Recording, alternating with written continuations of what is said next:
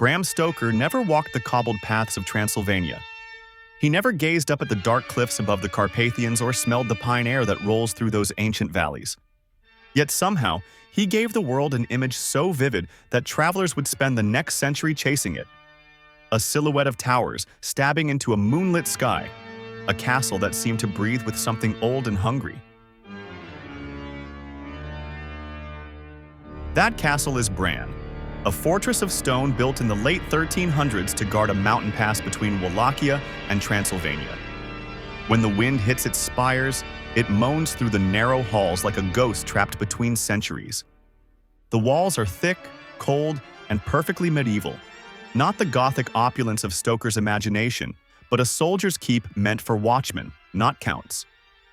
Still, when you see it framed by mist and moonlight, it's easy to believe it hides something eternal. Before Bran became a backdrop for vampires, it was a fortress of kings and merchants. It watched caravans creep through the valley, carrying salt, silk, and silver, and it saw armies march to claim them. Every stone carries the echo of boots, swords, and whispered deals struck by candlelight. And somewhere in that history, lurking just out of sight, was a man whose name would stain the castle with legend: Vlad Dracula. Vlad ruled the neighboring land of Wallachia in the 1400s. To his enemies, he was a monster. To his people, a protector. To history, he became Vlad the Impaler, a ruler who enforced order with a cruelty so fierce that even now, stories struggle to match it. He impaled invaders, traitors, and thieves on wooden stakes and left them as warnings on the roads leading to his capital. Some say Vlad was imprisoned within Bran Castle's towers, locked in a cell high above the valley where he could see his homeland but never reach it. Others swear he never set foot there at all. Historians argue, legends ignore them. Because to the imagination, this place, with its creaking doors, iron gates, and silent corridors, feels exactly like the home of a man who fed on fear. Centuries later, Stoker read travelers' accounts of these mountains. Tales of wolves, peasants, and blood-dark folklore. He pieced together letters, maps, and myths into the story of Count Dracula, a nobleman who could not die, who drank blood, and who ruled from a castle perched high above a valley through which a river flows. He had never seen Bran, but he described it almost perfectly. Fate, or imagination, made them twins. When Dracula was published in 1897, the world fell under its spell. Readers in London whispered about this strange count from a land of superstition and fog. By the time movies arrived, when Nosferatu crept onto screens in 1922, the myth had grown fangs of its own. The pale creature rising from his coffin in shadow looked nothing like a Romanian prince, but audiences didn't care.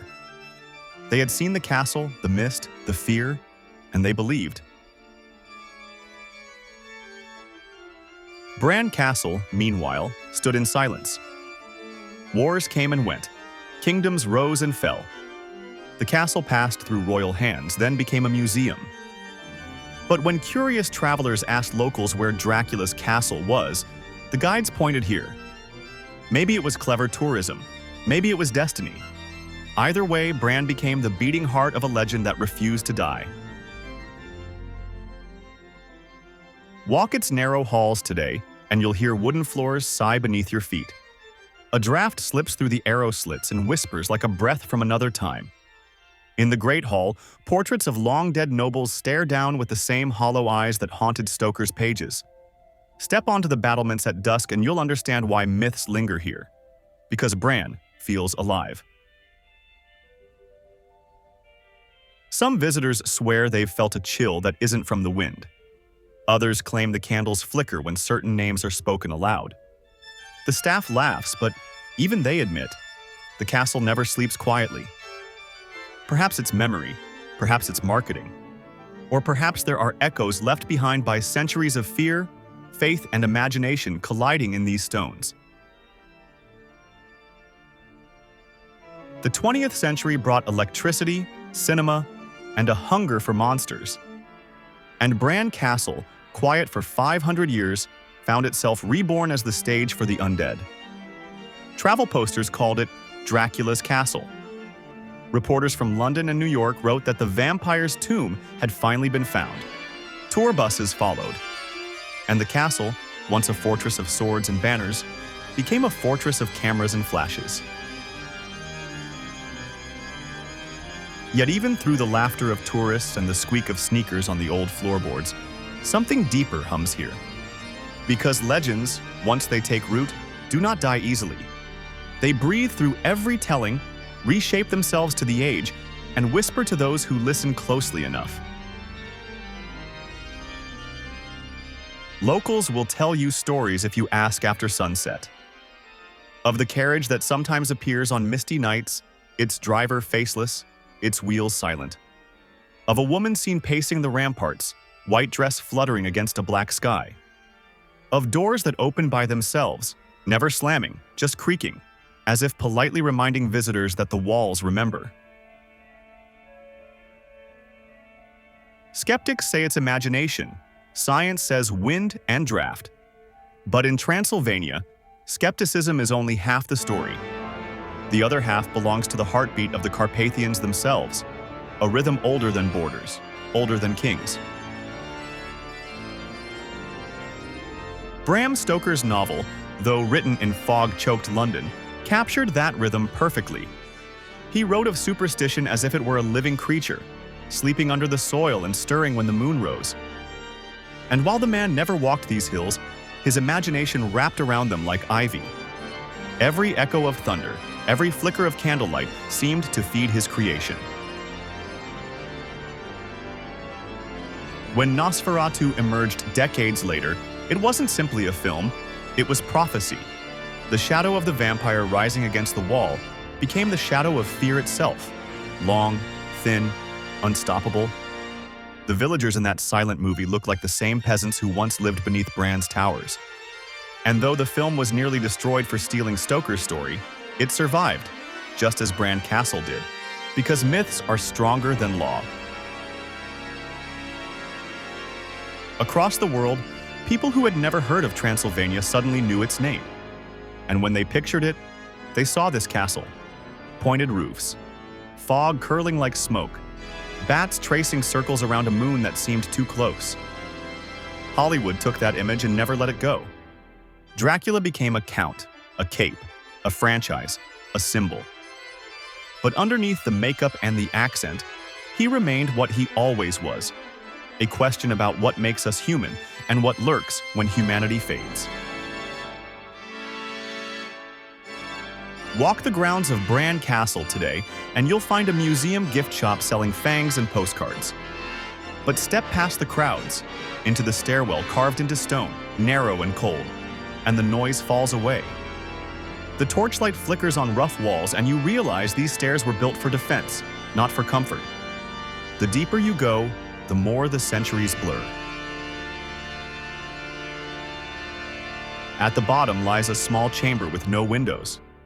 Here, the silence presses against your ears until you hear your own pulse.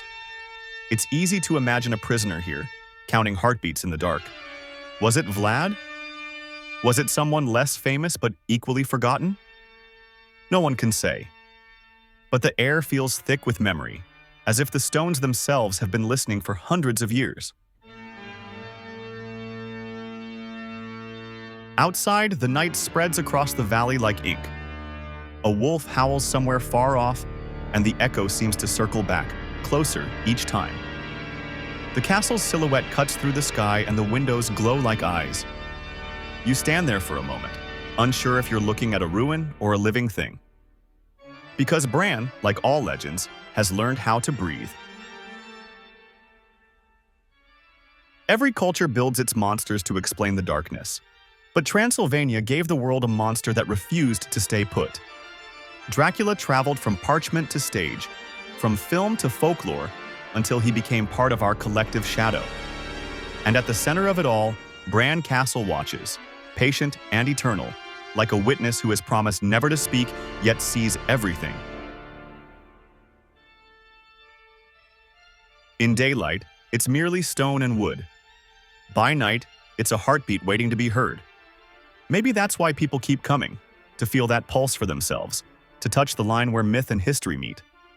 Because even if you don't believe in vampires, it's hard to stand beneath those towers without believing in something. The wind changes, the torches gutter. A bell tolls from the village below. You turn to leave, and for one heartbeat you could swear there's a figure in the window above, still as a statue, pale against the dark. You blink and it's gone, but the feeling stays. The sense that you've been seen by the story itself. And so you descend the path, mist curling around your legs, the castle fading behind you. Each step feels heavier, slower. When you reach the road, you look back one last time. The valley is silent, but the towers gleam faintly through the fog, like teeth in a smile. Bran Castle remains, eternal, between fact and nightmare. A reminder that stories never truly die.